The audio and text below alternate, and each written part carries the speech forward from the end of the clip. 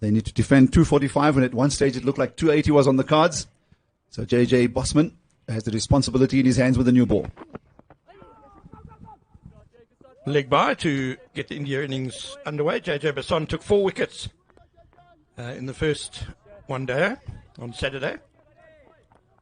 Bowled really well throughout the innings, and well, we saw Aaron George's record, an average of 58, I think it was. Remarkable. Fabian Suriyavanshi, that's his youth ODI career record. His record in senior ODI is even more impressive, and he's only turning 15 in March. Uppercut. Oh, third man in business. No, over his head. So 6 off his first ball, and that is typical Vaibhav Suriyavanshi. Yes, what a way to open your account in challenging the score of 245. Short delivery, it was certainly there for the taking. Generally, you would get batsmen who would allow that to go through to the keeper and make the bowler feel he's wasted it, but not Suriyavanshi. That went a long way eventually over that third man fielder. So what a way to start. Basson, on the other hand, 8 innings. Up in the air. Suriyavanshi swinging hard again. Wicketkeeper Pakla Motlaka can't get there, running back for all he was worth. Oh, well, Suriyavanshi, he's not going to die wondering. This is going to be entertaining, no doubt. Yeah, I always got the feeling that it was going to elude the keeper because it was a top edge. It went very high, but it also had the distance on it because of JJ Basson's pace. So hard luck for the young man now with his hands on his hips. But do you think Suriyavanshi will give this a second thought? 2 short balls, gone after both of them. One not where he intended. 2 slips in position for George. And that's a more orthodox, very handsome stroke by Aaron George. Work to do for the fielder to stop the boundary. Yes. Nicely done by Jason Rolls. But they will come back for 3. I don't think it's the way Suriyavanshi plays, Aslam. I don't think he'll be bothered at all. If Basson drops short again, I think he'll try the same shot. Well, that replay shows that the keeper wasn't actually too far from that. But no, I agree with you. I mean, you can see his makeup, his record speaks for itself. His strike rate is perhaps the most glaring statistic that stands out. Hooked away magnificently by Suriyavanshi. Nothing streaky about that shot. That sailed over fine leg for 6. I've watched a lot of cricket at this particular ground, Ken. That's the biggest 6 I've seen. And that's with some much vaunted international names that have graced this particular field. That was a hook shot of the highest caliber. Basson has wheels, as they say.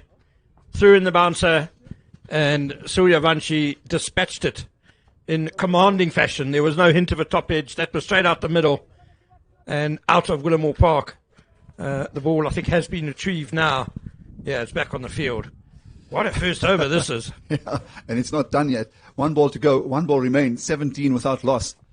And Suriyavanshi on 13 already with 2 big boundaries. So what about when you get in there, build your innings, play in the V, make sure you get a good feel of the pitch and the bowlers? Oh, well, there's a very interesting field set for Suriyavanshi. There's a gully, a backward point, and a point who's fairly close in. And Basson bowled the ball right where you should with a field like that. Suriyavanshi still went for it. Still backed himself to not pick out one of the fielders. Well, he missed the ball completely in the end. But what a thrilling first over. 17 off it, 13 of them to Suriyavanshi, who had a couple of 6s.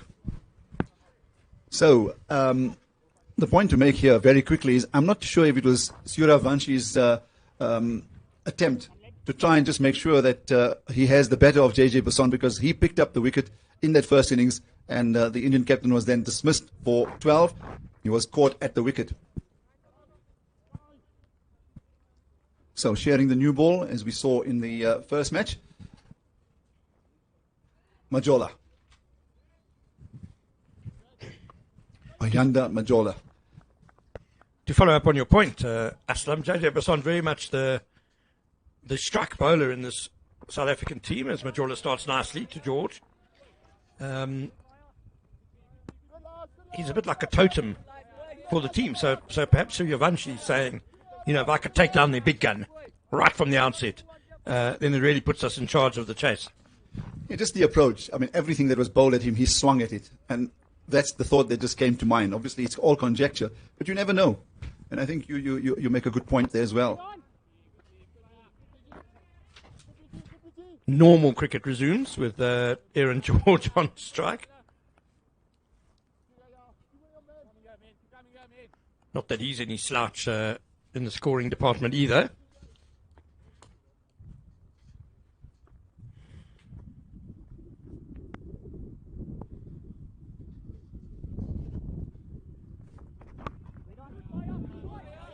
It's been a good first over so far by Bayanda Majola.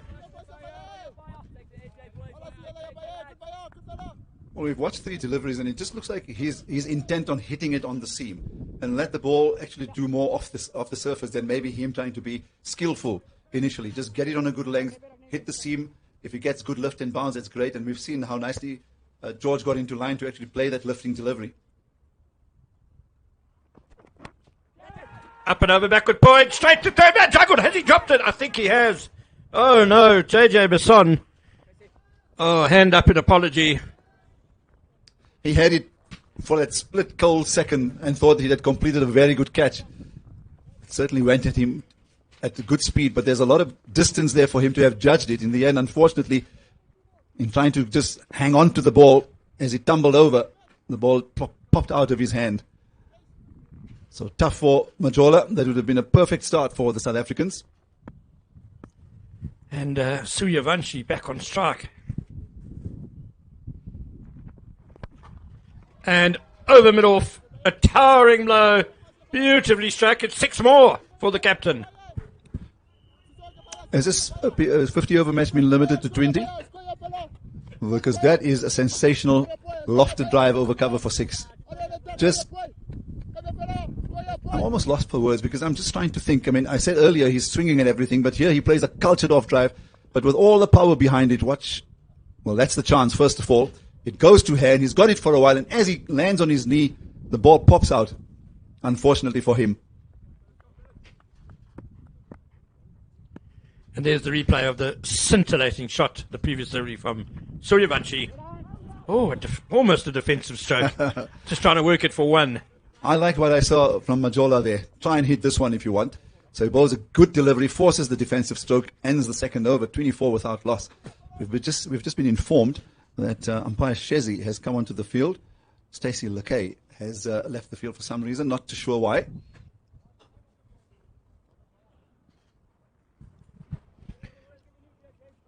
Well, I think it's become clear already, and that last ball of the over kind of proved it, that you can't give Suriyavanshi any width